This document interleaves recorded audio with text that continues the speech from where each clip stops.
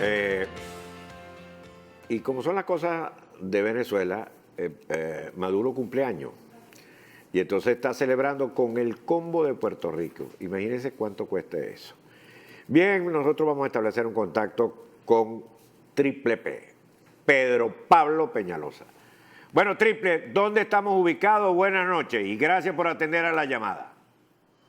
Sí, buenas noches, ¿cómo está? Bueno, usted decía que el presidente, recordaba que el presidente Maduro está de cumpleaños hoy y bueno, aquí la torta casi la pone el tema del diálogo. En principio, el día comienza con la unidad denunciando, o un partido de la unidad, Primera Justicia y el gobernador Capriles, denunciando que el gobierno se levantó de la mesa porque no está dispuesto a continuar con el diálogo, básicamente porque el día de ayer, el día martes, en sesión plenaria, la Asamblea Nacional decidió investigar el caso de los llamados narcosobrinos, el caso de los sobrinos de la pareja presidencial que han sido condenados, encontrados culpables en Estados Unidos por tráfico de drogas.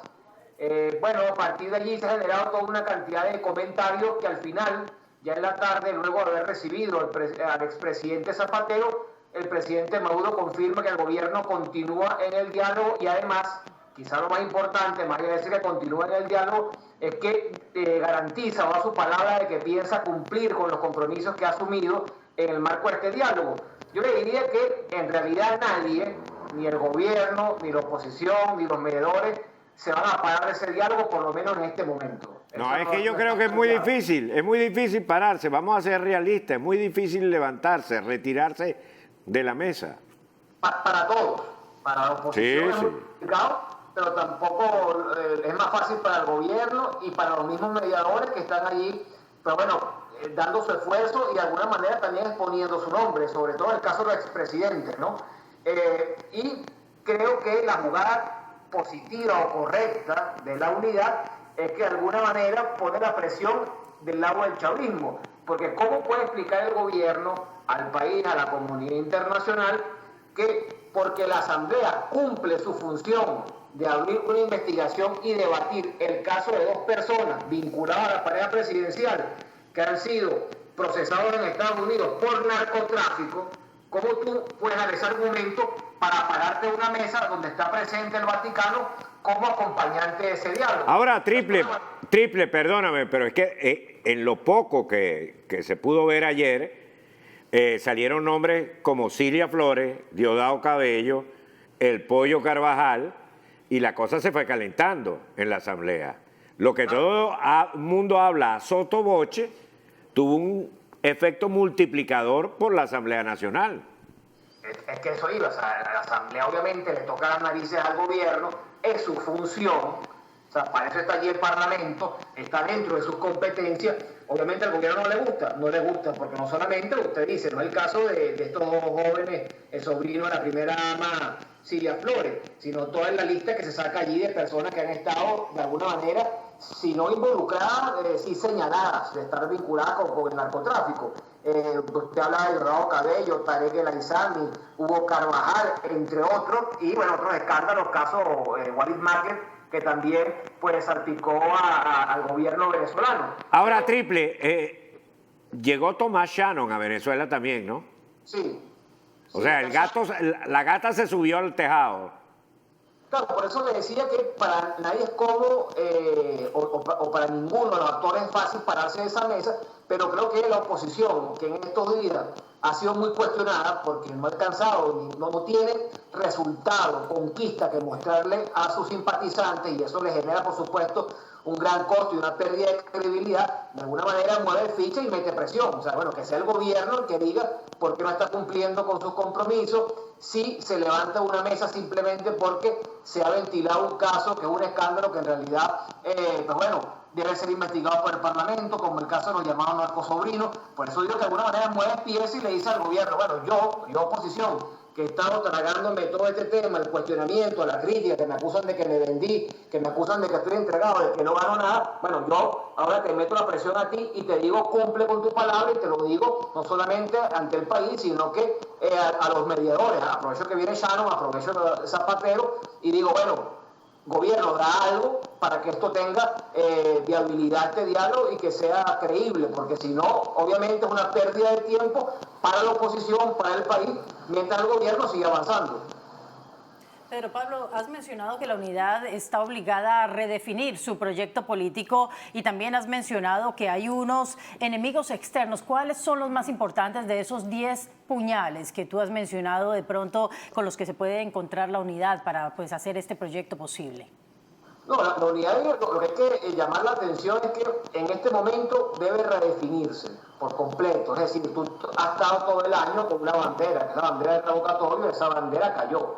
Y tienes ahora un año 2017 donde además de esta negociación hay dos procesos electorales que están marcados en el calendario, que son las elecciones regionales y municipales, en caso de que se respeten. Pero tú tienes que redefinir tu proyecto para transmitirlo con claridad. Se habla a veces que hay un problema de comunicación. Yo creo que el problema de comunicación es secundario. El problema real es que si tú no tienes una idea clara, unos objetivos claros y una estrategia bien definida, siempre vas a estar en este tema de que retrocedas un paso para atrás y teniendo, por supuesto, complicaciones en tu proyecto. Y lo otro es el tema de estar claro a qué te estás enfrentando. O sea, un gobierno que ha dicho que no está dispuesto a medirse, que no está dispuesto a facilitar ninguna salida electoral, entonces tienes tú que evaluarte a ti mismo. Ahora, Triple, un poco dentro de la línea de lo que señala Beatriz, hoy hubo un cruce a través de las redes sociales donde se habló de macroelecciones y Elías Agua, que está sentado alrededor de esa mesa, señaló. Bueno, nosotros siempre hemos hablado de macroelecciones. ¿Qué hay de esto como posibilidad para salir de la crisis? Claro, la unidad ha planteado la posibilidad de una mega elección, o como quiera llamarse, donde se niegue el presidente de la República. Incluso los parlamentarios han dicho, bueno, somos el poder que tiene una mayor legitimidad, que fue escogido apenas, bueno, ni siquiera hace un año, ahorita va a cumplir un año. Bueno, hagamos algo, todos renunciamos y nos medimos para superar la crisis. Ahora, el gobierno ha dicho que no. Yo creo que el gobierno no tiene ningún tipo de interés para eso y que hay que ejercer mucha presión para que el gobierno admita una salida de ese tipo. ¿Por qué? Porque ellos te han dicho, nosotros nos atenemos a lo que dice la Constitución, y esto es que el gobierno termina en el año 2019, que culminaría el mandato Maduro. Para que eso no ocurra o para que el gobierno retroceda en esa línea, tiene que ejercer mucha presión y en este momento eso no está ocurriendo. Por eso digo que eso se combina con lo otro. Tu comunidad tienes que definir qué vas a hacer. Se ha dicho en la calle, comunidad internacional, en el Parlamento, en la mesa de diálogo. Bueno, tienes que activar todos esos mecanismos y meterle mucha presión, porque si no el gobierno que hasta ahora ha avanzado con un costo político realmente, bueno, casi que, no voy a decir cero, pero muy bajo, pero puede seguir así, entendiendo que el tiempo corre a su favor para mantenerse en el poder. Entonces tienes que ejercer mucha presión, repito, si quieres que el gobierno admita una salida de ese tipo, donde sabe que lo más probable, según las encuestas y según lo que vimos el 6 de diciembre del año pasado, es que pierda las elecciones. Ahora, el gobierno se enredó con una de las patas de la mesa entre la declaración de ayer y lo que ha hecho hoy, ¿no? Sí, por eso le decía que el gobierno se enreda, porque como tú le explicas a la gente, bueno, sí, yo me voy a parar de esa mesa porque la Asamblea va a investigar el caso de los sobrinos de la primera dama que han sido sentenciados por narcotráfico. Bueno, ¿cómo tú te levantas de la mesa y qué argumento le puede dar al país, a la comunidad internacional, a los mediadores sobre eso? Entonces, claro, eso sirve para meterle presión, repito, y decirle, bueno, pero tú también te comprometiste a unos puntos y no se ha avanzado nada. Después de la reunión del 12 de noviembre, aquí se habló de la posibilidad de liberación de presos políticos. Solamente se ha liberado a uno, que es el diputado Rodríguez Mantilla, que ayer asumió su curul en la Asamblea Nacional. Se habló de avanzar en el tema de Amazonas. No se ha avanzado absolutamente nada porque el Tribunal Supremo de Justicia no ha dictado la sentencia que permitiría avanzar en ese punto. Se dijo que se iba a avanzar en la designación de los rectores del CNE, del Consejo Nacional Electoral, para tener un CNE neutral. Tampoco se ha avanzado. Entonces, claro, la unidad, repito, parece que cede mucho y no obtiene ningún tipo de triunfo. Esto le permite decir, bueno, poner la presión del otro lado y decir, bueno, cumple con tu palabra y para que esto tenga algún tipo de credibilidad y avance. Si no, no vale la pena estar allí. El caso del robo de las 5 llamas en Zulia pues reveló al mundo una vez más quiénes son las víctimas de todo este proceso y toda esta crisis que se vive en Venezuela. Pero Pedro Carreño habló del caso de los narcosobrinos diciendo que son víctimas. ¿Qué tipo de víctimas son ellos? Sí, bueno, pero es lo que te decía, la línea del gobierno es decir que fueron víctimas de un secuestro, de una conspiración de la DEA, etcétera, etcétera.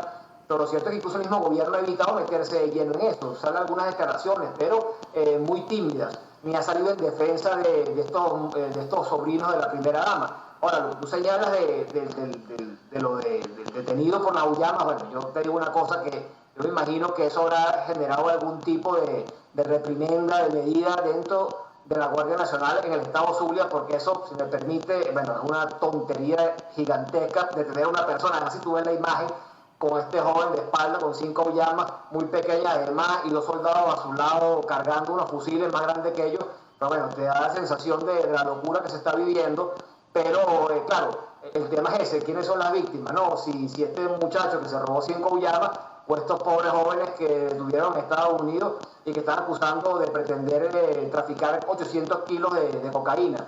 Bueno, es las contradicciones que se viven en Venezuela, pero repito, creo que lo que pasó allí con la Guardia Nacional es para bueno, cortar algunas cabezas, porque es una tontería absoluta que se preste esto para la crítica, para la burla, y que no dice nada, además, porque tú dices, bueno, si tú detienes a este muchacho con esa llama, que está muy bien, mi pregunta es por qué no has detenido a los que se han robado millones y millones y millones de dólares, cosas que ha admitido el gobierno, que es muy bueno para admitirlo, para denunciar, pero muy malo para detener, porque al final toda gente se lleva la plata y no hay ningún preso.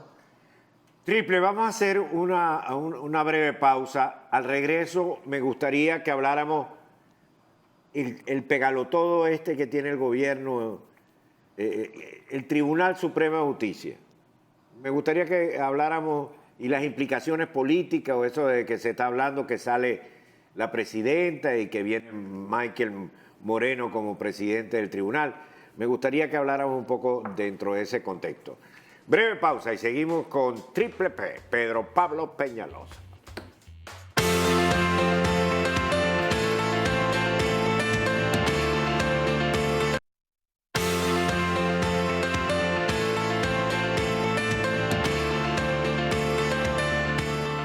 Bien, y como son las cosas de Venezuela, Maduro cumpleaños. Y entonces está celebrando con el combo de Puerto Rico. Imagínense cuánto cuesta eso. Bien, nosotros vamos a establecer un contacto con Triple P, Pedro Pablo Peñalosa. Bueno, Triple, ¿dónde estamos ubicados? Buenas noches y gracias por atender a la llamada. Sí, buenas noches, ¿cómo está? Bueno, usted decía que el presidente, recordaba que el presidente Maduro está de cumpleaños hoy y bueno, aquí la torta casi la pone el tema del diálogo. En principio, el día comienza con la unidad denunciando, o un partido de la unidad, Primero Justicia y el gobernador Capriles, denunciando que el gobierno se levantó de la mesa porque no está dispuesto a continuar con el diálogo, básicamente porque el día de ayer, el día martes, en sesión plenaria, la Asamblea Nacional decidió investigar el caso de los llamados narcosobrinos, el caso de los sobrinos de la pareja presidencial que han sido condenados, encontrados culpables en Estados Unidos por tráfico de drogas. Bueno, a partir de allí se ha generado toda una cantidad de comentarios que al final, ya en la tarde, luego de haber recibido al expresidente Zapatero, el presidente Maduro confirma que el gobierno continúa en el diálogo y además, quizá lo más importante, más allá de decir que continúa en el diálogo, es que garantiza o da su palabra de que piensa cumplir con los compromisos que ha asumido en el marco de este diálogo. Yo le diría que en realidad nadie, ni el gobierno, ni la oposición, ni los mediadores, se van a parar de ese diálogo, por lo menos en este momento. No, es que yo creo que es muy difícil pararse, vamos a ser realistas, es muy difícil levantarse, retirarse de la mesa. Para todos, para la oposición es muy complicado, pero tampoco es más fácil para el gobierno y para los mismos mediadores que están allí, pero bueno, dando su esfuerzo y de alguna manera también exponiendo su nombre, sobre todo en el caso de los expresidentes, ¿no? Y creo que la jugada positiva o correcta de la unidad es que de alguna manera